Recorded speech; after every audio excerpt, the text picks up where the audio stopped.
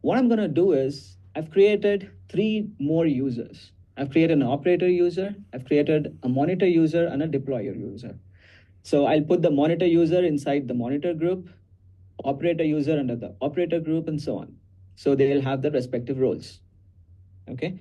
Let me quickly do this on WebLogic admin console. Okay. All right. So I've done this.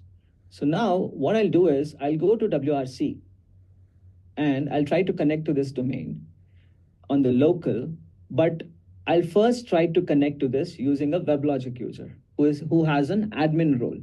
Okay. Now see the number of perspectives or number of trees that come up. I see 4 trees as expected. All good.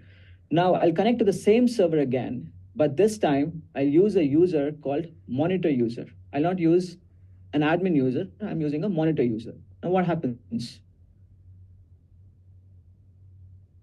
Oh, I just see 2 trees here, 2 perspectives, right? Because it's just a config view and monitoring, because a monitor user cannot edit. He can just monitor, right? He can view the configuration, he can monitor. Okay, makes sense. So now let me quickly go to the documentation. I want to show you something. So monitor group has monitor role, okay. Now, yeah, here. So it says monitor will be able to view the server configuration, okay? And operator will also be able to view the configuration, but along with that, it can start, resume, and stop the service.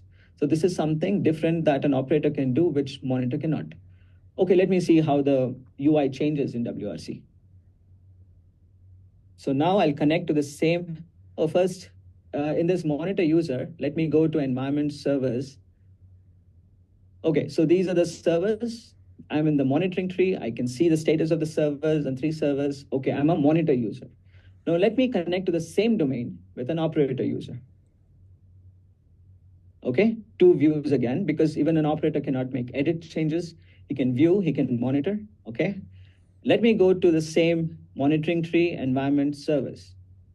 Oh, if you see here, you have an option to select the server. You can start, resume, suspend, and shut down. So this is something different that an operator can do, which a monitor cannot, right? Makes sense. So there was another user that I created, which was a deployer user. So let me try to connect with a deployer user. So here you can see there are 3 trees, 3 perspectives, right?